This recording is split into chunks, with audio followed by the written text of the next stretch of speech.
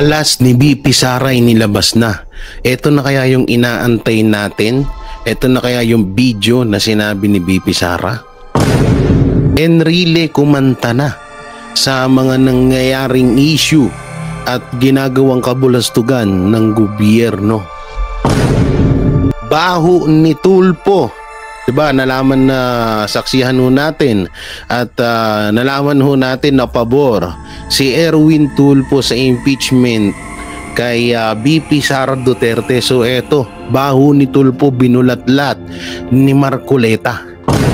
So yun po mga banateros, mga kabiyaya, isang mabiyayang araw po sa ating lahat at welcome back to my YouTube channel, J. Guevara TV nga po pala, isa sa mga banateros brothers. Uy, kamusta kayo dyan? Pero bago ang lahat na yun, alam nyo, mamaya akong pakita, easy lang, easy. Easy. Oo, alam nyo, no? Matagal-tagal din nating inaantay etong alas. Eto kasi may nakita kasi ako dito. Alas ni BP Sara ipinakita na. Huli si Lisa Tamba BBM, tiklop na. Di kaya ito yung video na sinasabi ni BP Sara nung mga nakaraang araw. Alam nyo, matagal na natin ding inaantay yun eh. No? So ito na siguro yung dapat or tamang panahon para ilabas na talaga yun.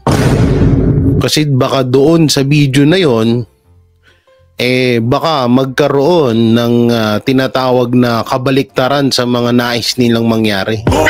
Kasi ang nais mangyari ng mga anti-Duterte ay ma-impeach si BP Sara Duterte. Mapakulong nila si PRRD. Diba? Yun yung mga kagustuhan nilang mangyari. So baka yung mga yon biglang bumaliktad at mapunta na sa kanila. Edi good luck. No, at samantalang ito nga, no, meron pang isa sa mga pasabog dito na si Enrile ay kumanta na sa mga kabulastugan na ginagawa ng gobyerno. Di umano ha. At ito mukhang may kinarma na. Matapos bumabor sa impeachment kay BP Sara Duterte, baho ni Tulfo binulatlat ni Marcoleta. Aman ako. Grabe. At medyo pahagingan din natin tong 44.6 billion na confidential fund ng Office of the President. Nako po. Grabing pera. Ang dami pa lang natin pera ang dami pa lang pera sa Pilipinas, no? Ang yaman naman pala ng Pilipinas. Bakit hindi natin dama? Ang tindi, di ba? So syempre, bago natin ito simulan, don't forget to like, share, comment and subscribe sa ating YouTube channel. Pakipindot na lang din po yung bell button. Dito pala, dito. Yeah, dito. Yeah. Makikita nyo dyan. Pakipindot na lang ating join button.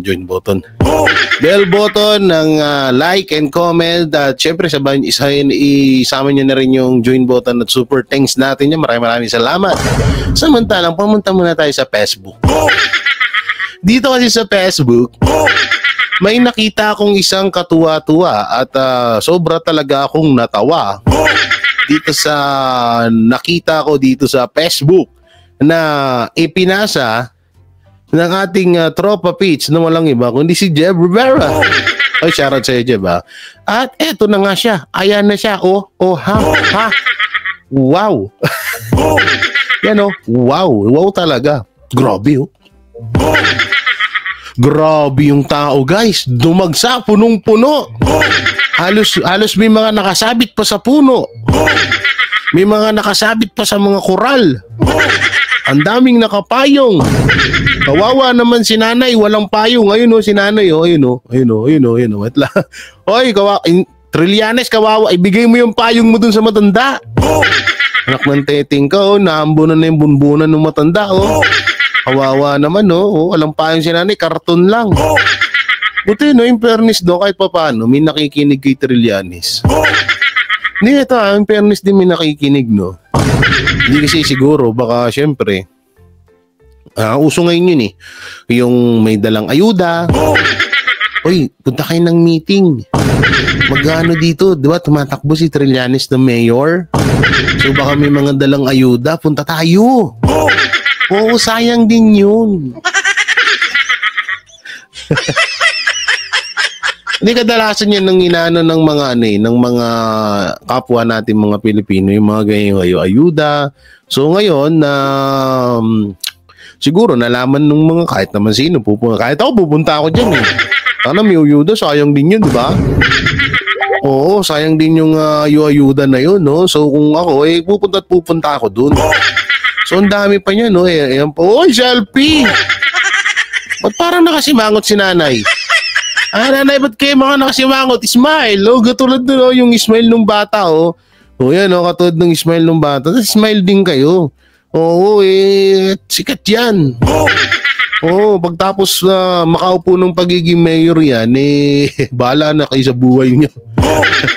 Wala nang pakialam sa inyo yan. Tsaka ito huwag nyo nang bigyan ng sakit ng huwag nyo nang bigyan ng sakit ng ulo yung mga sarili nyo, hoy. Kawawa naman yung kawawa naman. Nasaan yung hinahanap ko? May hinahanap ako dito na isang post na kung saan ito ba yun? Ito. Nasaan yan? Ay, hindi pala. Wala pala dito. Hindi ito. Ito ba yun? Ay, hindi. Nandito yun. Kay Charlie yan. Nandito yan. Yan. Ito yun, oh. Ito ang post ng isang, basahin natin. Rodante, Marcoleta News. Yan. Nalunod na sa utang, pahayag ni Kong Marcoleta tungkol sa korupsyon. Binatikos ni Kong Marcoleta, Rodante Marcoleta, ang patuloy na korupsyon sa bansa at ang malaking kakulangan sa pondo. Ayon sa kanya, gumastos ang Pilipinas ng 15.8 billion araw-araw. Ngunit kumita lamang ng 11.7 billion dahil upang umutang ng 4.1 billion kada araw. Dagdag niya pa, hindi dapat puro ayuda ang tutok ng Kongreso, kundi ang pagsugpo sa korupsyon at pag-ayos ng ekonomiya. Ibigay ng ibigay sa akap-akap. Dito akap, doon puro akap. Hindi po yan ang gawain ng House of Representative ika ni Kong Rodante Marcoleta. Grabe, no? Alam mo natin, no? Hindi natin maano sa isip natin na may mga ganun pala kalaki ang pera ng Pilipinas. Ba't hindi natin nararamdaman? Dito nga sa amin, ultimong kalsada, butas-butas na eh. Oo, daig pa yung mukha ni daig pa yung mukha ni Paduano eh. Oo, no? So, puro ayuda. Wala talagang mangyayari sa atin yan. Kaya itong sinabi ni Kong Marcoleta, talagang the best talaga. Kaya iboboto ko yan. Iboto natin yun Kong Marcoleta. Samantalang, papunta naman tayo dito sa mga sinasabi mapatungkol sa kasong ito. So, ito na nga. Panoorin natin. Hindi lahat nababayaran, lalo na ang taong tunay ang pagmamahal sa kanyang mga kababayan. Matapos kumalat ang balitang may ikatlong impeachment case na magsasampa laban kay Vice President Sara Duterte, bumuwelta na ang Sagip Party List Representative at Senatorial Aspirant na si Rodante Marcoleta sa mga miyembro ng House of Representatives na tila pinaniniwala ang nasa likod ng samut-saring reklamo at pagpapatalsik sa pwesto laban sa ikalawang Pangulo. Bukod sa patuloy na nakakaladkad ang pangalan ng House Speaker na si Martin Romualdez, binalaan mismo ng Sagip Party List Representative ang mga kasamahan nito sa Kongreso na tila halatang halata raw na pinagtutulungan ang Vice Presidente at gustong mapatalsik si Vice President Sara Duterte. Ayon sa naging babala ng House of Representative member at Sagip Party List Representative, bukod raw sa naging panawagan ng Iglesia ni Cristo at kanilang diretsyang babala na magsasagawa sila ng malaking rally sa buong bansa para tutulan ang nilulutong impeachment case laban kay Vice President Sara Duterte. Hindi raw nabibiro ang mga miyembro ng INC at kanilang ipapakita ang lakas ng kanilang grupo na minsan... Grabe, tingnan nyo. Pero mo kung yan ang magrarally, naku po, nakabahan talaga. Ay! Pero believe ako sa INC kasi ang galing ng timing talaga nila. Ginamit nila yung sinabi yung pagpapanggap ni Marcos Jr. na tutol siya sa impeachment kay VP Sara Duterte. So ginamit ng INC yun. Siyempre, kahit din naman ako, gagamitin ko yun. No? Tingnan mo, dami oh. Kayo lulusob sa Malacanang, ganyan. Iyak kayo dyan. Dagdagan pa ng KOJC na merong 7 million or sabihin na natin 6 million dito sa Pilipinas na member. Meron pang mga kapatid nating mga Muslim. Wala na. Nang nanawagan noong 2015 na magkaisa ang buong bansa tungo sa kapayapaan. Para sa kanila, hindi raw naaayon sa mga Pilipino, lalo na sa mga bumoto kay Vice President Sara Duterte na patalsikin ito sa pwesto, lalo't siya ang kauna-unahang Pilipino nakakuha ng mahigit sa 30 million votes sa election history ng bansa. Kung ipagpipilitan raw ng mga mambabatas at mga sakim sa kapangyarihan na mapababa ito sa pwesto, hindi raw papayag hindi lamang Iglesia ni Cristo, kundi maging ang kasapi nito na si Congressman Rodante Morcaleta. Alam mo doon sa mga, lalo na yan sa may Makabayan Block, alam nyo, sobrang bastos ang ginagawa nyo. Hindi lang sa gobyerno kundi sa buong Pilipinas. Piruin mo ba naman ito isipin nyo. 32 million ang bumoto kay VP Sara. Tapos kayo magde-declare na impeachment. Kupal ba kayo? Ay. Sorry. Nadadala ako. 'Di ba? Isipin nyo, iglesia na lang. Hindi nyo nirespeto ang pagsuporta ng Iglesia ni Cristo kay VP Sara Duterte. Hindi nyo nirespeto ang suporta ng KOJC kay VP Sara Duterte. Hindi nyo nirespeto yung ibang mga Katoliko sa pagsuporta kay VP Sara Duterte. So ano itatawag sa inyo? Di bastos kayo. Diba? Tapos ilan kayo nagpapa-impeach? 20? O sabihin na natin 100. Sa tingin nyo, katwiran na ba yun para i-impeach nyo si VP Sara Duterte? Samantalang kauna-unahang sa history na sa totoosin, dalawang history yan Unang-una, kauna-unahang vice presidente na mas mataas ang boto niya kaysa sa presidente. At kauna-unahang politiko na binoto ng taong bayan na umabot ng 32 million mahigit na bumoto sa kanya. Tapos kayo magpapasya kayo na impeachment, kupal ka. Gago! Diba? Hindi yun pwede, hindi makatwiran yun, no? Siyempre, kailangan mo kunin yung panig ng ibang mga Pilipino. Ang impeachment kasi, ganito dapat ang ginagawa pag impeachment. Lahat ng bumoto kay VP Sara Duterte magdesisyon o magbotohan ulit. Diba? Na walang mangyayaring dayaan. Live interview. Sabihin na natin 1 week ganapin yan. Ano naman, gusto niya yan Diba? Yun, pwede. Walang problema dun na magbotohan sa impeachment. Tapos isa pa, wala namang dahilan para i-impeach si VP Sara. Si Bongbong pwede. Oo, pwedeng ganun. Pero si VP Sara wala. At handa pang tumayong abogado ni Vice President Sara Duterte kung makarating man sa Senado ang impeachment cases laban dito. Panoorin ang diretsang revelasyon ng Sagip Party List Representative at Senatorial Candidate na si Rodante Morcaleta kung saan nanindigan na hindi magtatagumpay ang kasamaan at ipagtatanggol ng taong bayan ang politikong naglilingkod ng tapat sa kanyang mga kababayan. Sagip Party List Representative, tatayong legal counsel ni VP Sara kung sakasakaling matutuloy ang impeachment nito at makakarating pa sa Senado. Panoorin ang full video. Pag sinasabi ko, walang hustisya ang ginagawa natin, you are not following the rule of law. Tinanggal nila ako sa Justice Committee. Kasi i-impeach nila yung Vice President. Para hindi na ako siguro makasali, tinanggal nila ako sa Justice Committee. Ang sabi ko sa kanila, yun ang akala nyo. Subok-subukan ninyo na i-impeach ang Vice President.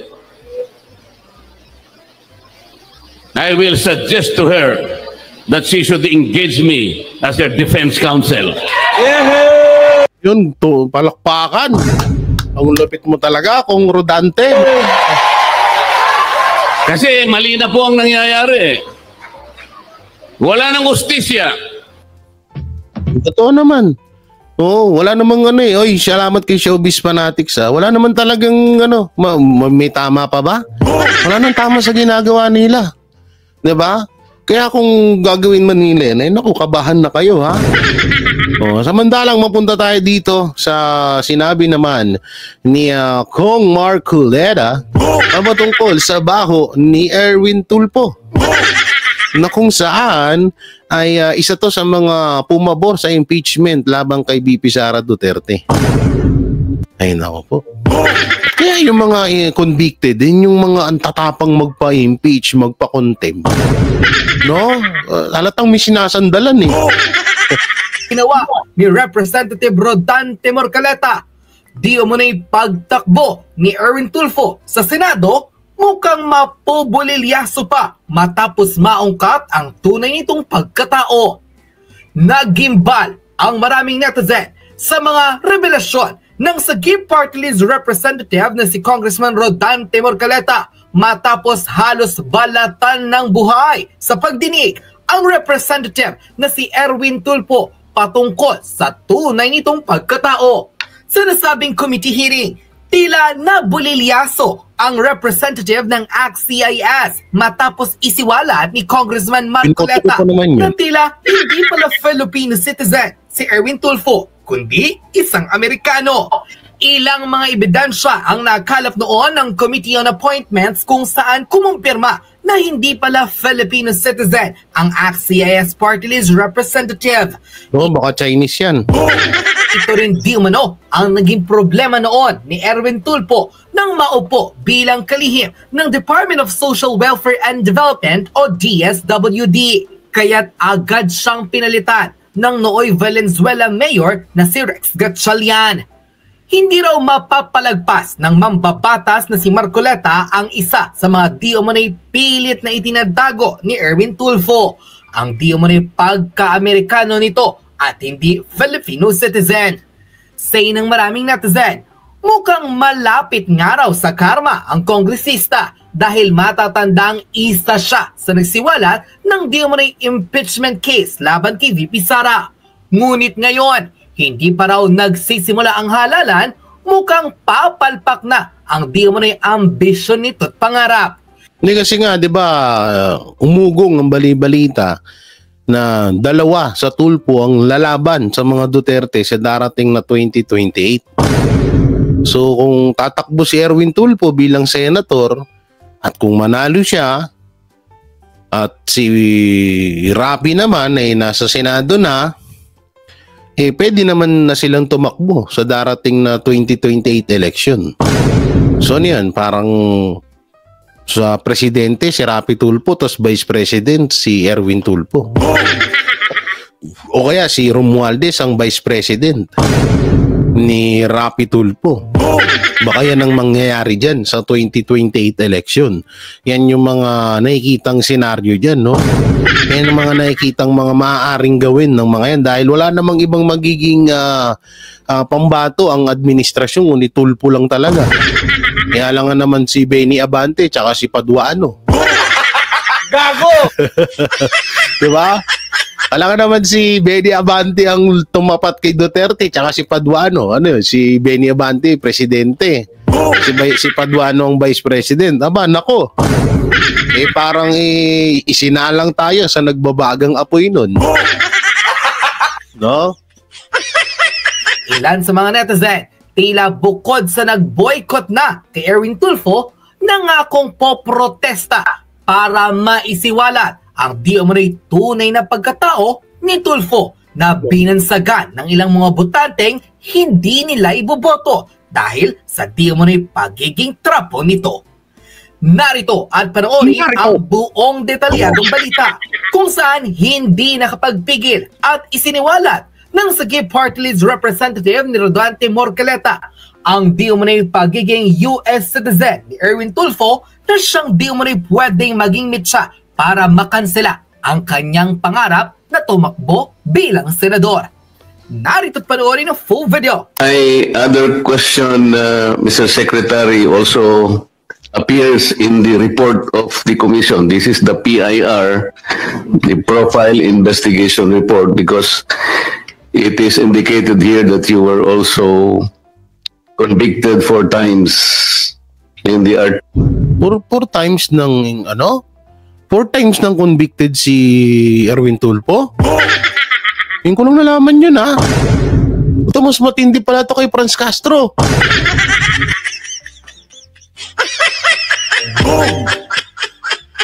Ang lupit, ha? Iba din. PC in Pasay City. Is this still covered by the executive? So it was centered only on the citizenship. Okay. Can I answer that, Your Honor, Mr. Chair? Yes, please, Mr. Secretary. That case is related to my profession as a journalist, Your Honor, Mr. Chair. There was a conviction, that's correct, but it is because of my line of work as a journalist. It's a libel, 4 counts of libel. Same individual, Your Honor, Mr. Chair. What does that exactly mean, Mr. Secretary, if you were convicted 4 times in a case involving a single individual? It's not 4 convictions. Actually, it's the count, Your Honor, Mr. Chair, 4 counts of libel that I was convicted by the same individual. I was a columnist and I write a story about the person, about the government official, actually. And I have my sources and I was compelled by the court to divulge my sources, but I did not. So it went all the way up to the Court of Appeals and to the Supreme Court, Your Honor, Mr. Chair. Grabe. Ito yung namin yan, no? Yes, that is exactly the point, Mr. Chair. There are 4 counts of libel and you were convicted by the Pasay Court, and on appeal, the Court of Appeals affirmed the conviction all the way up to the Supreme Court. And so, by record, and as it appears in the file report, Mr. Secretary, it stands as a fact that you were convicted 4 counts of libel. Is that correct? Yes, Your Honor. I admit that there was a case, but it was like I said. Bukod sa nag-Englishan sila at hindi ko rin masyadong maintindihan. Ito na lang magiging komento ko dito. Hindi ko naman sinasabing hindi naman talaga biro ang mga Tulfo. May mga sariling supporters na rin naman yan, lalo't ngayon na kumampi sila sa administrasyon ng mga dating umiidolo lang din naman to sa mga Duterte. So ganyan naman ang kalakaran sa politics So hindi na bago sa atin yan, no? Pero ako naniniwala ako na hindi hayaan ng mga Pilipino ulit na mabudol sila. Hindi hayaan ng mga Pilipino kasi nadanasan na nila ngayon Ewan ko lang, i-comment nyo na lang dyan kung mananalo, kung iboboto nyo ba si Erwin Tulfo, no? So, dito naman tayo. Eto. Yan. Good news, kumanta na si Enrile. Alas ni VP Sara, ipinakita na. Ito na ba yung sinasabi natin ng mga kamakailan ng mga video natin na ilalabas na ang pinakaalas ni VP Sara. So panoorin po natin. Sadyang unti-unti na talagang lumalabas ang buong katotohanan matapos umamin ng kasalukuyang Pangulo ngayon na si Bongbong Marcos Jr. sa publiko na di umano'y ubos na ang pondo para sa quick response ng pamahalaan dahil daw sa sunod-sunod na bagyo. Kasunod nito ay tila binulabog at binunyag sa publiko. Binasag ang katotohanan ni Senator Joel Villanueva ang umano'y 1 billion per day budget ng flood control projects ng gobyerno ngayon. Chief Presidential Legal Counsel of the Philippines na si Juan Ponce Enrile tila binasag na ang katahimikan at nagsalita na hindi man daw direktang pinangalanan ngunit datapwat na sampal ng buong katotohanan ang mga ilang buhayang mababatas sa Kongreso at ang kasalukuyang gobyerno ngayon na pinamumunuan ng Marcos administration. Gaano kaya ito katotoo mga kababayan ating alamin. Pero bago ang lahat, sa lahat pa ng bagong video na i-upload at tila sumabog na ang Chief Presidential Legal Counsel of the Philippines na si Juan Ponce Enrile laban sa di umano'y korupsyon at mga kabulastugan ng gobyernong ngagba ngayon. Ayon pa sa kanyang official post na inilabas online, and I quote, "I am really amazed and surprised in my more than a century on this planet. This is the first time that a concrete bridge is blown down by a typhoon. Weird. Something is really wrong and ugly. Wasteful expenditure of public funds. Someone must have become richer, to say the least." Unquote. Narito pa ang buong pagpapaliwanag ng dating general na si Johnny Macanas kaugnay sa usaping ito na tila sumampal ng katotohanan sa mga ilang buayang kongresista at sa Marcos administration. Paano? Dapat nga sa totoosin, tinabunan na nila yung issue dun about sa 1.4 di umanong budget ng flood control. Tapos nanggaling na sa bibig ni Bongbong Marcos na papaimbestigahan niya daw yan sa Senado. Hanggang ngayon, wala naman tayo nakikita. So tuloy pa natin. Uri ng full video. Pag-usapan natin ang ibigay sa isa to 40% more better Philippines. Manong Johnny, yung usap-usapan dyan sa level ng mga contractor, mga district engineers, regional directors. Sana gumalaw po kayo ng presidente, may magagawa po kayo. Salamat sa inyong post na nagsalita kayo tungkol sa corruption sa government. Kailangan may magagawa kayo ng presidente. Please, hintuin nyo na yung ganyang corruption. Kaya ninyo yan kung gusto niyo. Anong sabi? Kung gusto, maraming paraan. Kung ayaw, maraming dahilan.